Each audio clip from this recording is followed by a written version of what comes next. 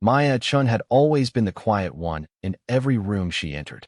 At 32, she possessed a stillness that others often mistook for weakness or uncertainty. Her colleagues at Meridian Industries, one of the largest consulting firms on the East Coast, frequently overlooked her during meetings.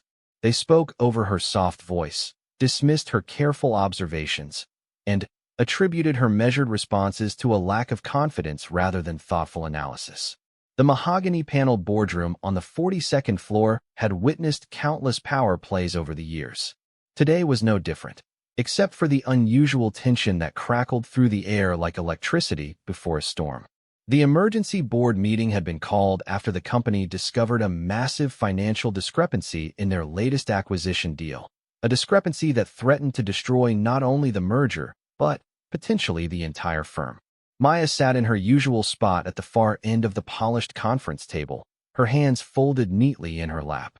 She watched as the senior partners argued among themselves, their voices growing louder with each passing minute. Robert Whitman, the firm's managing partner, paced behind his chair like a caged lion, his usually perfect silver hair disheveled from running his hands through it repeatedly. "This is a disaster," Robert announced to the room, his voice carrying the weight of someone who had built an empire only to watch it crumble.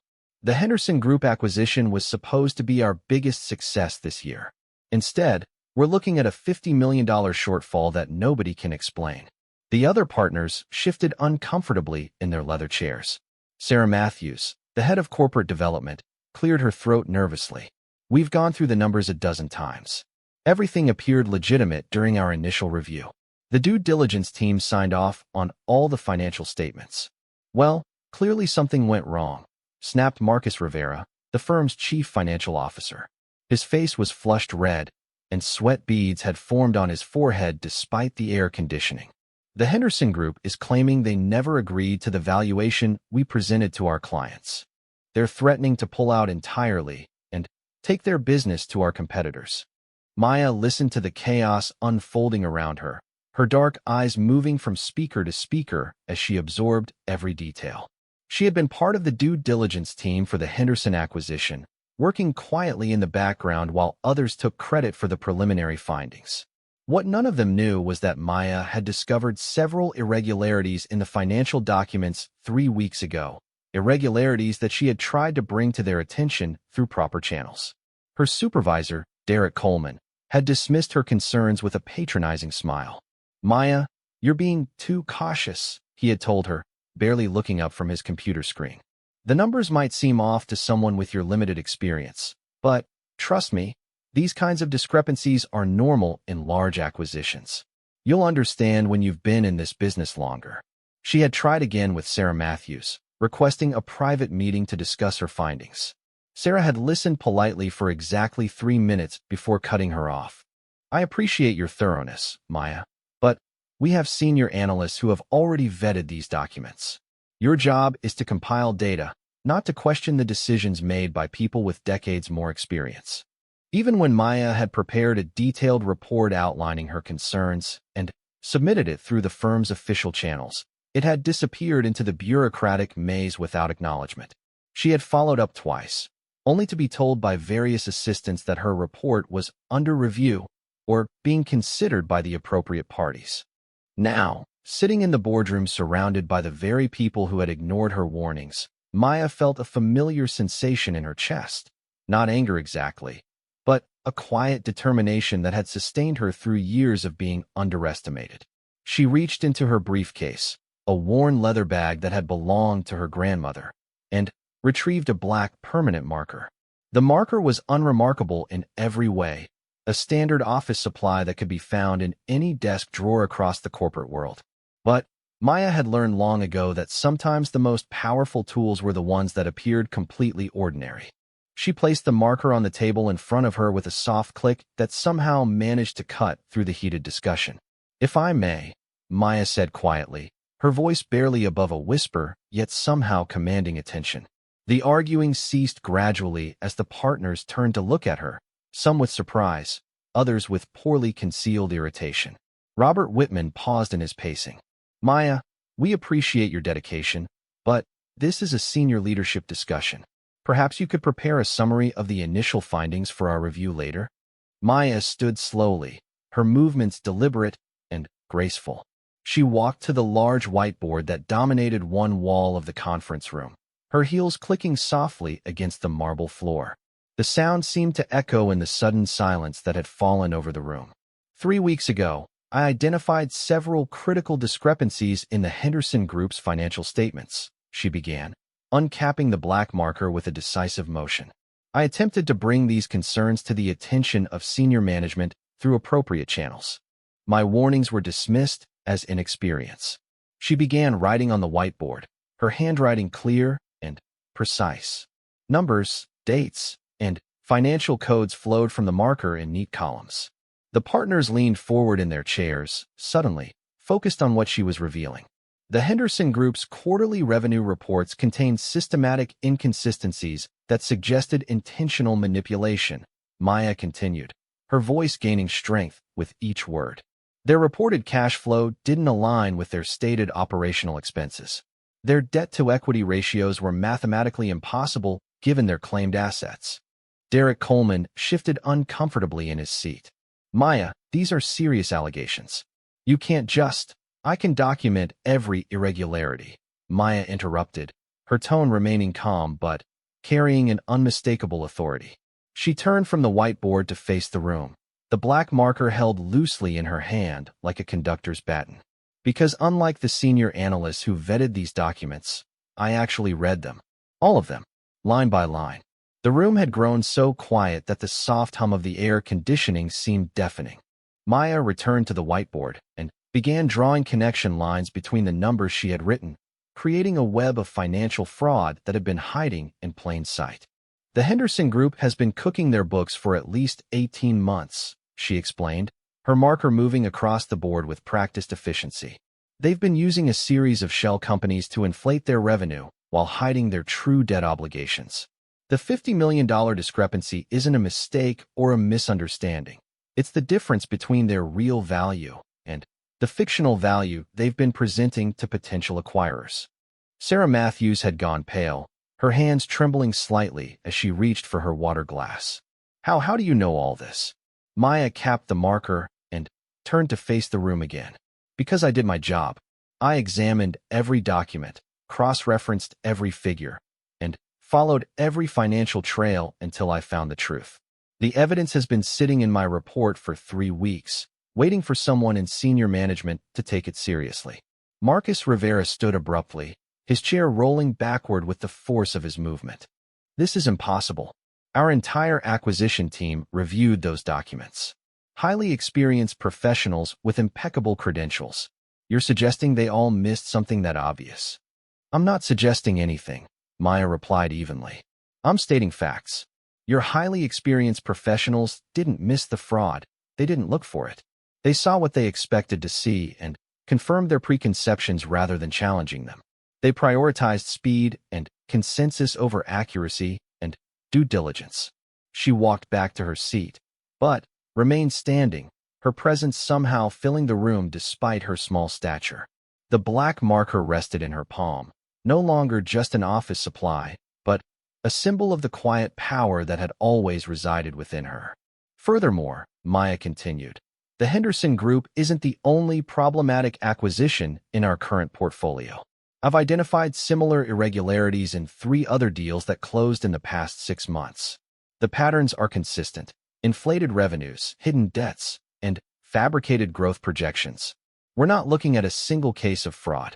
We're looking at a systematic failure of our due diligence processes. Robert Whitman sank into his chair as if the weight of Maya's words had physically pressed him down. The empire he had built over 30 years was cracking before his eyes, and the person revealing the structural damage was someone he had consistently overlooked and undervalued. How much are we talking about? He asked quietly. Maya consulted the notebook she had retrieved from her briefcase. Conservative estimate? $200 million in overvalued assets across 4 acquisitions. Potential liability if our clients discover the extent of our negligence? Significantly more. The silence that followed was deafening. Partners who had spent their careers building reputations and client relationships suddenly faced the possibility of professional ruin. The firm that had prided itself on meticulous analysis and sound business judgment had been systematically deceived, not by sophisticated criminals, but by their own arrogance and complacency. Derek Coleman finally spoke, his voice hoarse. Maya, if what you're saying is true, why didn't you escalate this further? Why didn't you go directly to Robert or the executive committee? Maya looked at him with an expression that contained no malice, only disappointment. I tried to follow proper channels. I submitted reports, requested meetings, and attempted to raise concerns through every official avenue available to junior staff. At every step, I was told that my concerns were unfounded, that my inexperience was showing, and that I should trust the judgment of my superiors. She paused, allowing the weight of her words to settle over the room. The systematic failure wasn't just in our due diligence processes. It was in our willingness to listen to inconvenient truths from unexpected sources.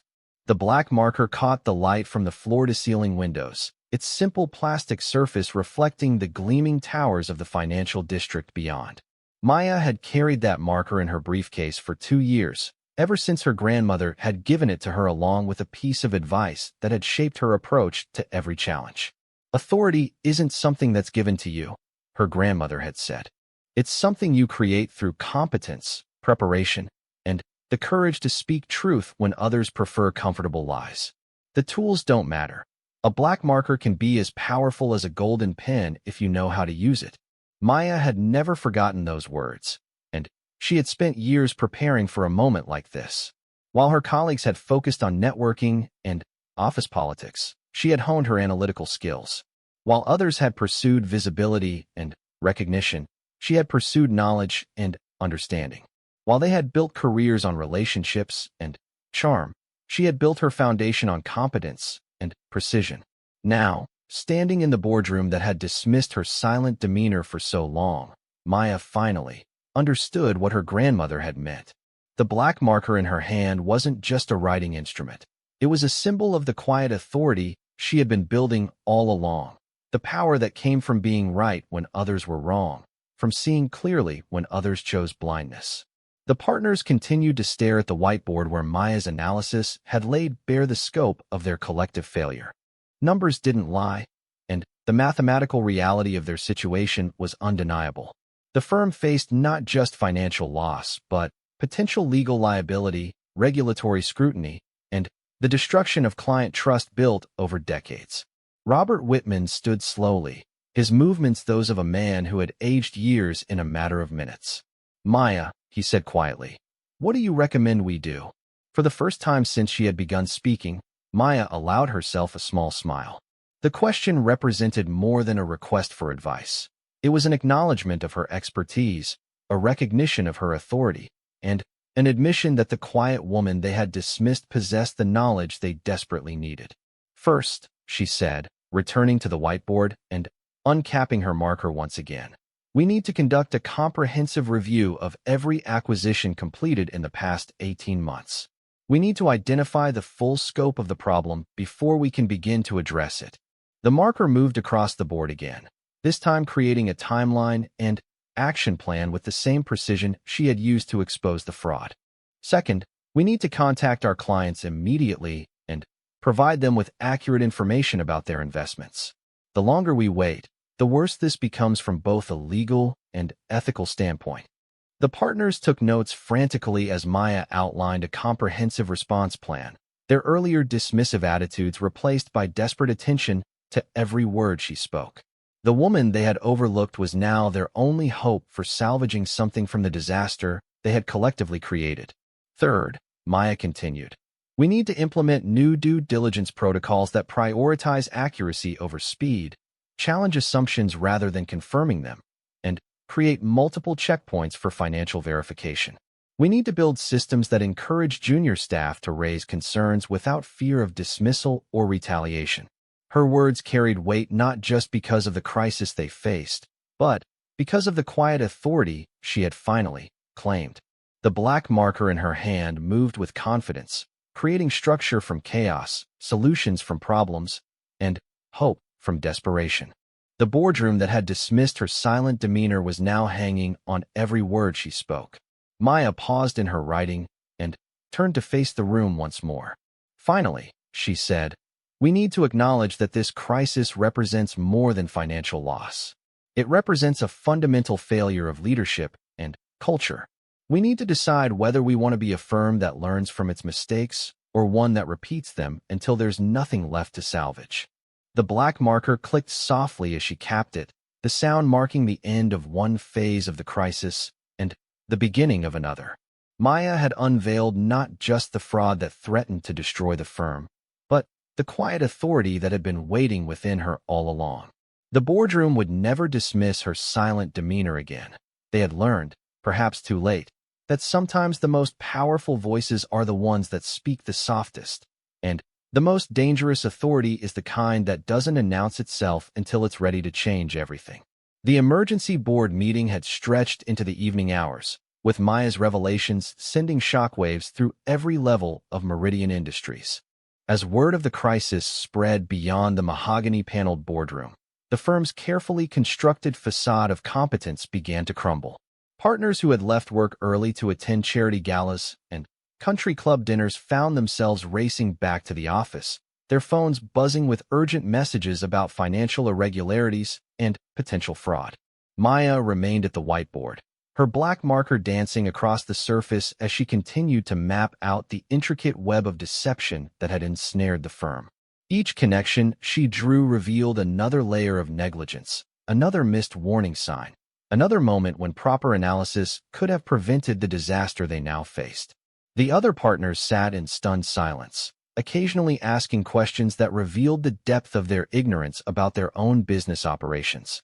"How did you manage to uncover all of this when our entire due diligence team missed it?" asked Patricia Gonzalez, the head of mergers and acquisitions. Her voice carried a mixture of admiration and professional humiliation that had become common in the room over the past few hours. Maya paused in her analysis and turned to face Patricia directly. "I didn't uncover anything that wasn't already there.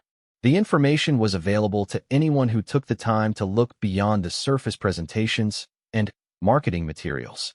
The difference is that I approached the documents with skepticism rather than confirmation bias." She returned to her seat and opened her laptop, its screen casting a blue glow across her focused features. When you expect to find evidence that supports a predetermined conclusion, you tend to overlook contradictory information.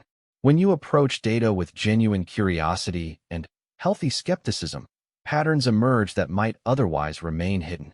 Maya's fingers moved quickly across the keyboard as she accessed files that had been stored on the firm's servers for weeks, unread and unexamined by the senior staff who had dismissed her concerns. Spreadsheets filled with financial data appeared on the large monitor at the front of the room, their contents now taking on new significance in light of recent revelations. "Here," Maya said, pointing to a series of transactions that had been buried deep within the Henderson Group's quarterly reports. These payments were listed as consulting fees and operational expenses, but when you trace them to their recipients, you discover that they're going to shell companies with no apparent business purpose. The addresses listed for these entities don't exist, and their incorporation documents were filed within days of each transaction. Derek Coleman leaned forward, squinting at the screen as if proximity might help him understand how he had missed something so obvious. But the amounts were relatively small, nothing that would raise red flags during a standard review. "Exactly," Maya replied, her voice carrying a hint of the teacher explaining a concept to struggling students. "Fraudsters don't typically announce their deception with massive, obviously suspicious transactions. They use death by 1,000 cuts, small irregularities that individually seem insignificant, but collectively represent massive manipulation of financial data." She clicked to another spreadsheet, this one showing a timeline of transactions across multiple quarters. When you view these payments in isolation, they appear routine. When you aggregate them and analyze their timing, you see a clear pattern of systematic manipulation designed to inflate revenue during quarterly reporting periods while hiding operational losses. Robert Whitman had been silent for most of the evening, his usual commanding presence diminished by the weight of the crisis they faced. Now he spoke quietly, his voice hoarse from hours of discussion and growing panic. "Maya, I need to ask you directly. Are you absolutely certain about these conclusions? The implications of what you're suggesting could destroy not just this firm, but several others if word gets out. Maya met his gaze steadily, her dark eyes reflecting none of the doubt or uncertainty that the partners had grown accustomed to seeing in junior staff. I'm certain because I've verified every piece of data through multiple sources. I've cross-referenced bank records with reported transactions, verified corporate addresses through municipal databases, and traced financial flows through subsidiary relationships. The evidence isn't based on speculation or interpretation, it's mathematical fact. She stood and walked to a flip chart that had been wheeled into the room earlier, picking up her black marker once again. But if you need additional confirmation, we can verify my findings right now. Give me access to the client files for the other 3 acquisitions I mentioned, and I'll demonstrate the same patterns of manipulation in real time. The room fell silent as the partners exchanged glances loaded with meaning. Granting Maya access to confidential client files would represent more than just verification of her claims. It would be an acknowledgement that she possessed authority and expertise that exceeded their own. For senior partners who had built careers on being the smartest people in the room, such an admission came at considerable psychological cost. Sarah Matthews cleared her throat nervously. Maya, those files contain extremely sensitive information. Client confidentiality requirements mean that access is typically restricted to senior partners and designated project leaders. I understand the sensitivity, Maya replied calmly, but we're facing a situation where client confidentiality may become irrelevant if we don't address these issues immediately. When regulatory agencies begin their investigation, and they will begin investigating once this becomes public, they'll have access to far more than just financial records. Marcus Rivera had been taking notes throughout Maya's presentation, his initial hostility replaced by grudging respect for her analytical capabilities. What kind of timeline are we looking at? How long before this becomes a public relations nightmare? Maya consulted her notebook, flipping through pages filled with handwritten calculations and timeline projections. The Henderson Group is scheduled to make a public announcement about the failed merger within 72 hours. Their statement will likely include accusations about Meridian's due diligence failures, which will prompt questions from financial journalists and possibly regulatory agencies. She began sketching a timeline on the flip chart, her marker creating clear divisions between critical decision points and their potential consequences.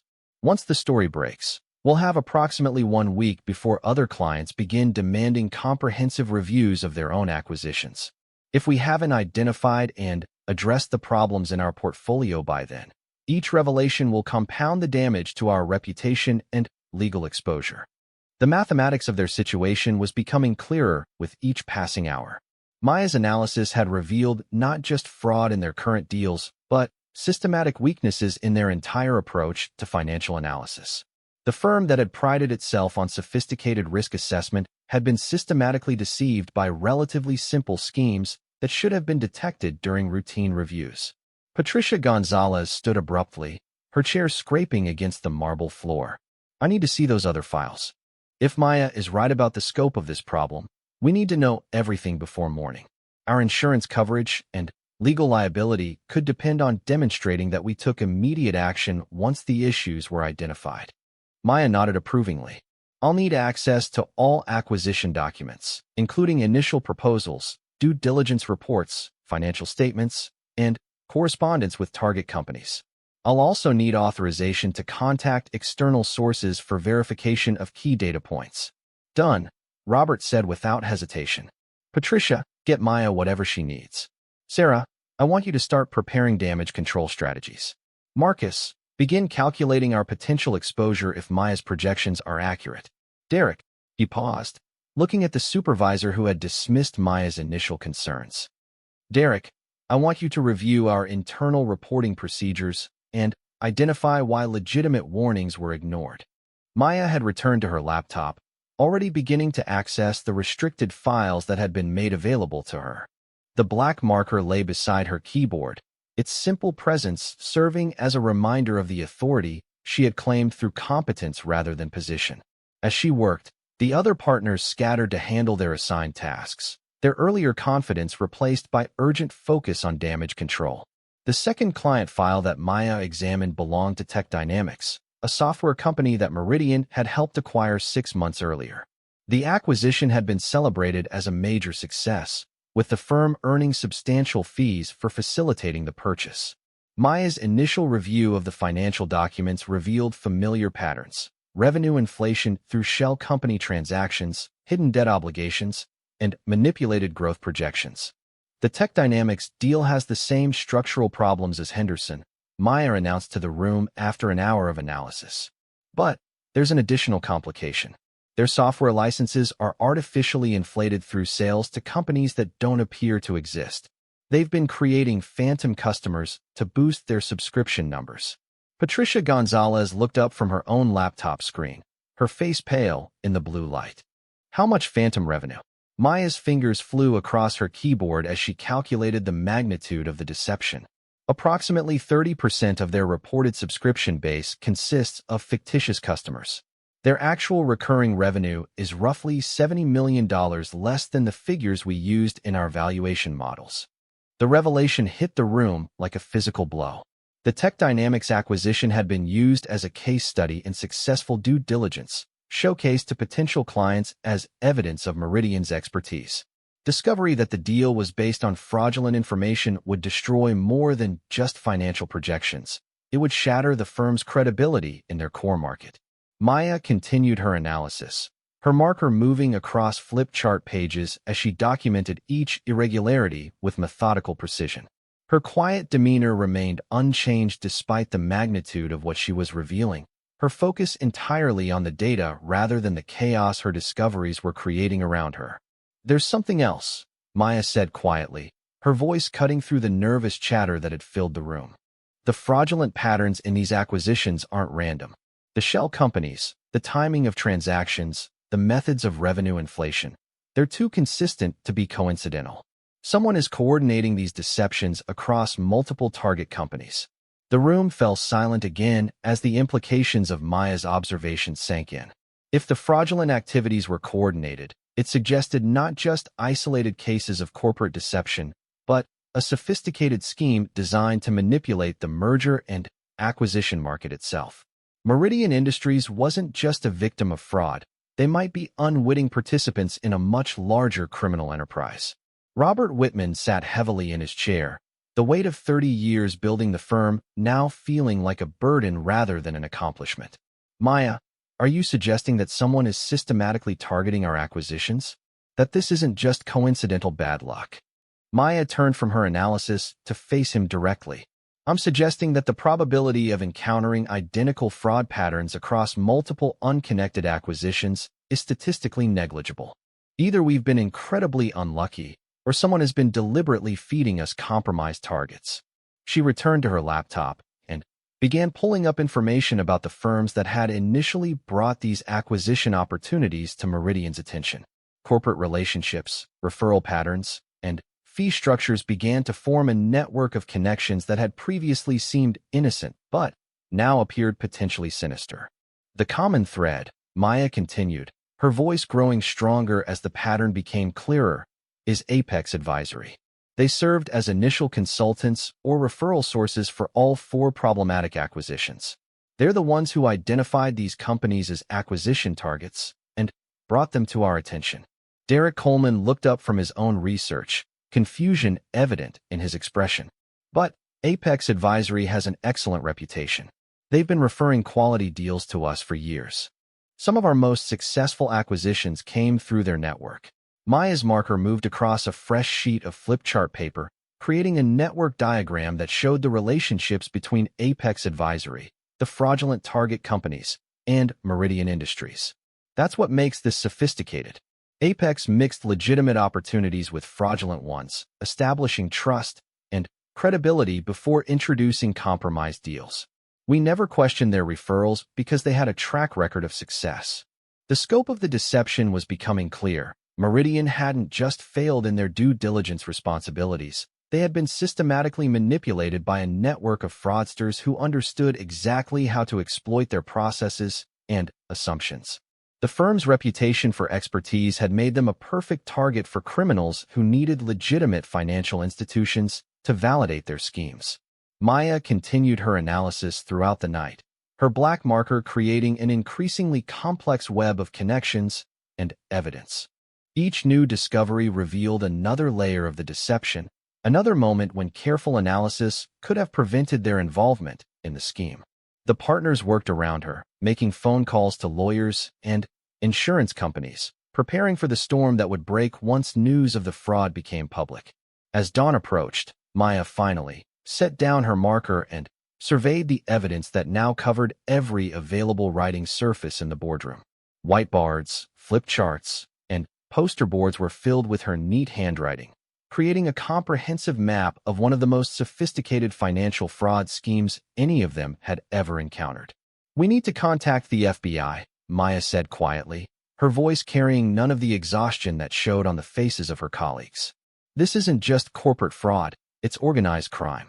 The coordination between Apex Advisory, the shell companies, and the target businesses suggests money laundering operations that go far beyond simple acquisition fraud." Robert Whitman nodded slowly, the reality of their situation finally becoming clear. Maya's quiet authority had not only exposed the immediate threats to their firm, but revealed their unwitting participation in criminal activities that would require federal investigation. The black marker that had seemed so innocuous 12 hours earlier had become the tool that unraveled a conspiracy none of them had imagined possible. The boardroom that had dismissed her silent demeanor would never be the same. Maya had transformed herself from overlooked analyst to essential authority, using nothing more than competence, preparation, and the courage to speak uncomfortable truths. The simple black marker in her hand had proven more powerful than all the expensive degrees and impressive titles of her senior colleagues combined. 6 weeks after Maya's revelations in the boardroom, Meridian Industries had transformed into something entirely different from the firm that had once dismissed her careful observations. Federal agents had taken over an entire floor of the building, their investigation into the Apex Advisory conspiracy growing larger and more complex each day. Maya found herself at the center of it all, no longer the quiet analyst sitting at the far end of conference tables, but the key witness whose meticulous documentation had made the prosecution's case possible. The black marker that had started it all now resided in a place of honor on Maya's new desk, the corner office that had belonged to Derek Coleman before his resignation in disgrace. The irony wasn't lost on her that she now occupied the workspace of the man who had dismissed her warnings as inexperience. The office windows offered a commanding view of the financial district, the same towers that had once seemed untouchable now appearing fragile in the morning light. Agent Sarah Kim from the FBI's Financial Crimes Unit had become a regular visitor to Maya's office. Their daily meetings focused on unraveling the intricate web of deception that stretched far beyond what anyone had initially imagined.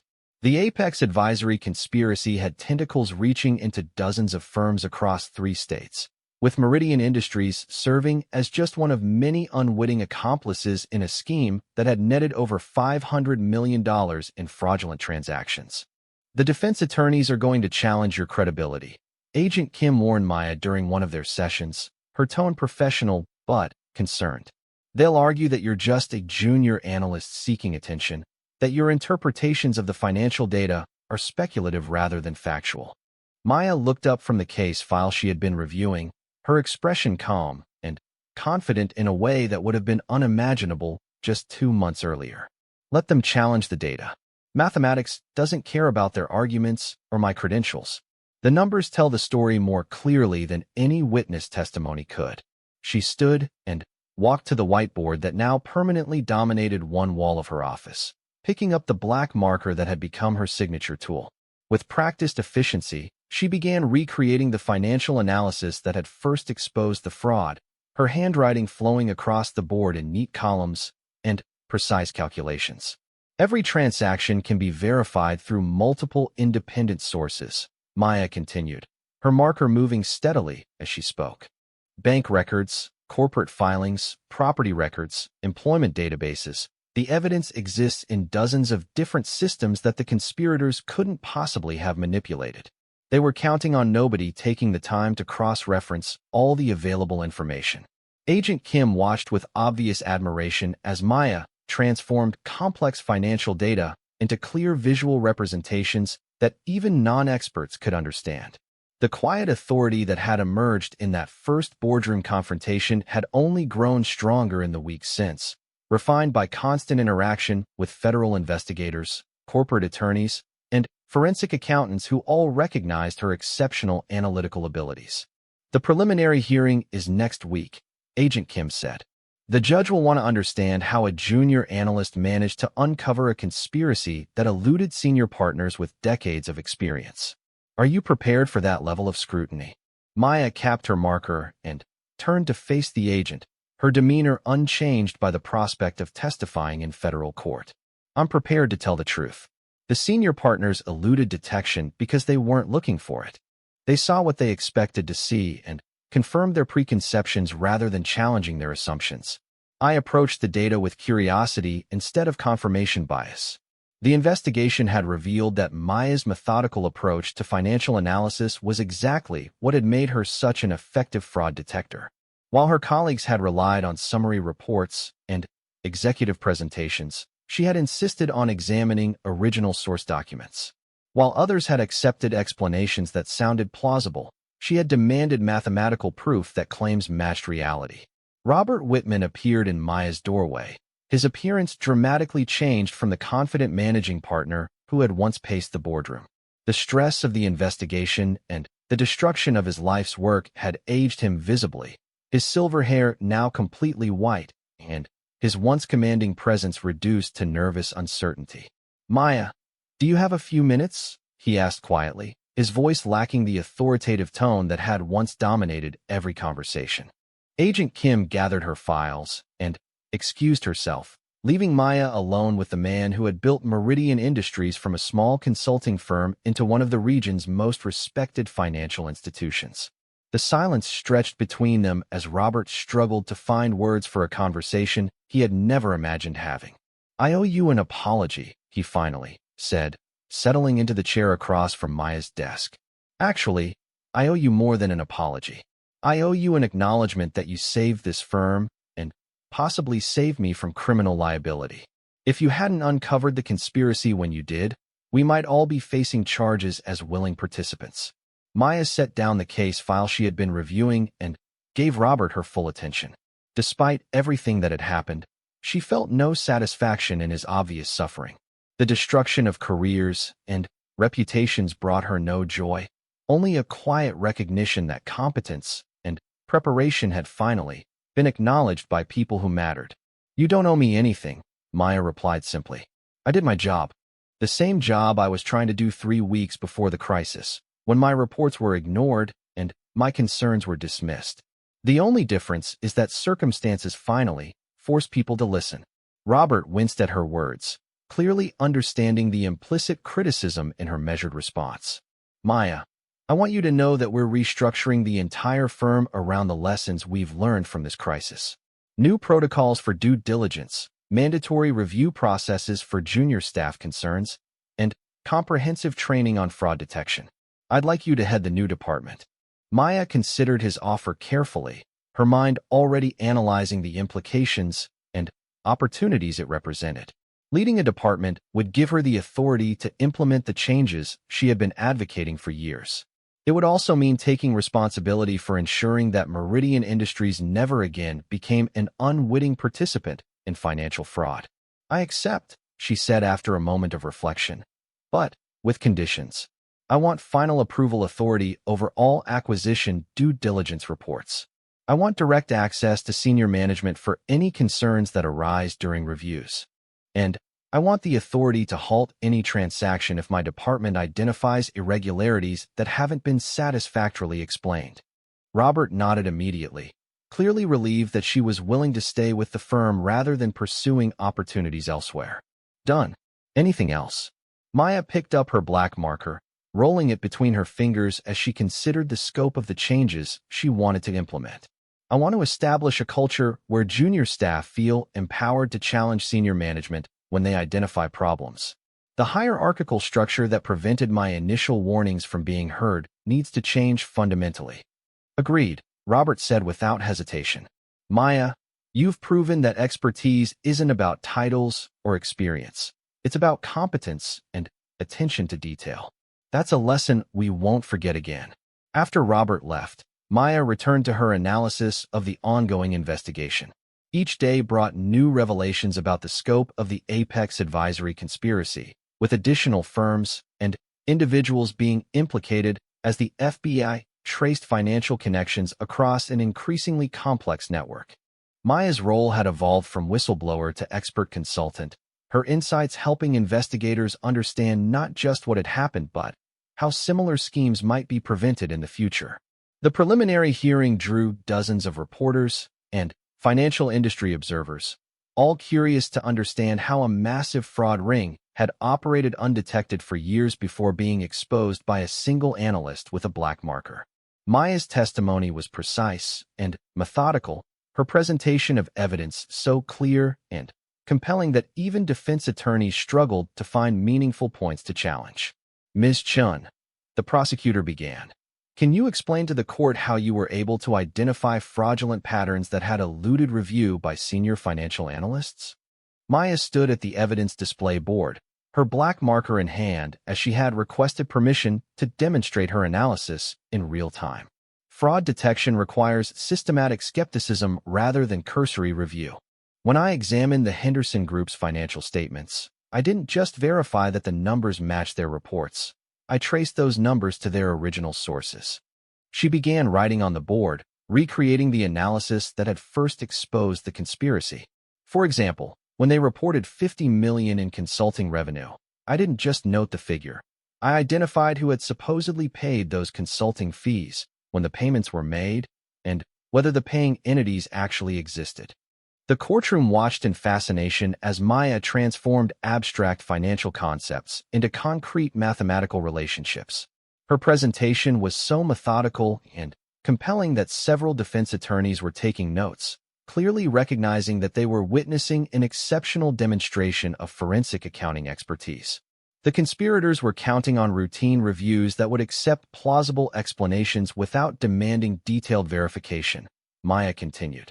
They understood that most analysts would see $50 million in consulting revenue and move on to the next line item without investigating whether the underlying transactions were legitimate.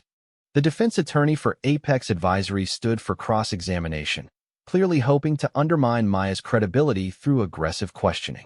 Ms. Chun, isn't it true that you're just a junior analyst with limited experience in complex financial transactions? How can you be certain that what you're calling fraud isn't simply sophisticated accounting practices that exceed your understanding? Maya met his gaze steadily, her confidence unshaken by the attempted intimidation. Mathematics doesn't require experience to interpret correctly. When reported cash flows don't match bank deposits, when corporate addresses don't exist, and when supposed customers can't be contacted, those aren't sophisticated accounting practices, they're evidence of fraud. She returned to the evidence board and began writing new calculations, her marker moving with practiced efficiency. Furthermore, sophisticated accounting practices leave audit trails that can be verified through multiple sources. Fraudulent transactions leave inconsistencies that become obvious when subjected to systematic analysis. The defense attorney tried several more approaches, attempting to characterize Maya's analysis as speculation and her conclusions as overreach. Each time, she responded with specific examples and mathematical demonstrations that left no room for doubt about her findings. Her quiet authority filled the courtroom, commanding respect from lawyers and observers who had initially dismissed her as just another witness. Judge Williams finally intervened when it became clear that the cross-examination was only reinforcing Maya's credibility. Counselor, Ms. Chin's analysis speaks for itself. Do you have any questions about her methodology rather than her qualifications? The defense attorney shook his head, clearly recognizing that further questioning would only highlight the strength of Maya's evidence. Maya returned to her seat, the black marker still in her hand, its simple presence serving as a reminder of how powerful truth could be when presented with clarity and precision. The trial continued for 3 weeks, with Maya serving as the prosecution's primary expert witness. Her testimony tied together evidence from multiple sources, creating a comprehensive narrative that made the conspiracy's scope and methodology clear to the jury. Defense attorneys struggled to find weaknesses in her analysis. Their challenges consistently met with additional documentation and mathematical verification. When the verdicts were announced, all 14 defendants were convicted on multiple charges of fraud, conspiracy, and money laundering. Apex Advisory's assets were seized to compensate victims, and new regulations were proposed to strengthen due diligence requirements across the financial industry. Maya's analysis had not only exposed a single conspiracy, but catalyzed systemic changes designed to prevent similar schemes. 6 months after that first boardroom meeting, Maya stood before a conference room filled with junior analysts and associates from firms across the financial district. She had been invited to speak about fraud detection and the importance of thorough analysis, her reputation as the analyst who had exposed the Apex conspiracy, making her a sought-after expert on financial crime prevention. Fraud succeeds when we accept explanations that sound plausible rather than demanding proof that they're accurate, Maya told her audience, the black marker moving across the whiteboard as she illustrated key concepts. Your job as analysts isn't to confirm what senior management wants to hear. It's to discover what the data actually reveals. She paused in her writing and turned to face the room, her quiet authority now recognized and respected throughout the industry. Authority doesn't come from titles or experience. It comes from competence, preparation, and the courage to speak truth when others prefer comfortable lies. The tools you use don't matter. A black marker can be as powerful as the most expensive software if you know how to use it properly. The applause that followed was genuine and sustained, reflecting not just appreciation for her presentation, but recognition of her transformation from dismissed junior analyst to respected expert. Maya had proven that quiet authority could be more powerful than loud confidence, that careful analysis could trump political connections, and that sometimes the most important voice in the room was the one that spoke the softest. The black marker that had started it all remained her constant companion, a simple tool that had become a symbol of the quiet power that resided within competence and courage. Maya had learned that authority wasn't something granted by others. It was something created through preparation, sustained through performance, and expressed through the willingness to stand for truth regardless of the consequences. The boardroom that had once dismissed her silent demeanor had been transformed, along with the entire industry that now sought her expertise. Maya Chun had proven that sometimes the most powerful authority came not from those who demanded attention, but from those who earned it through the simple act of being right when it mattered most.